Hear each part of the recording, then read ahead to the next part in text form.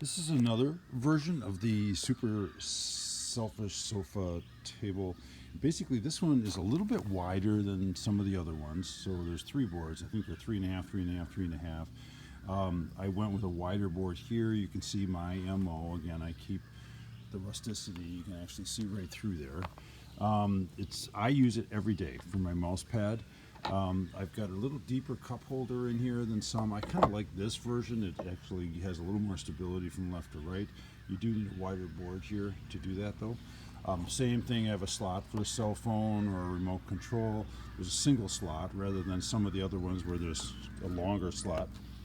This one is built from wood that was from a reclaimed place in Missouri or someplace when we were traveling on the RV.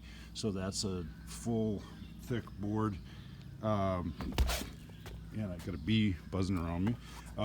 I used a little narrower base at the bottom.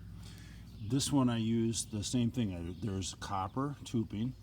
There's steel on the inside. I think I used 3/4 inch threaded rod inside to give it the weight.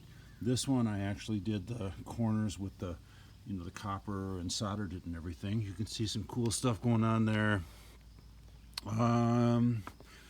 So that's another version of the super selfish sofa table. And again, it's in all knockdown. So just one bolt right here pulls that whole top off. That top comes off. The same thing at the bottom for the leg.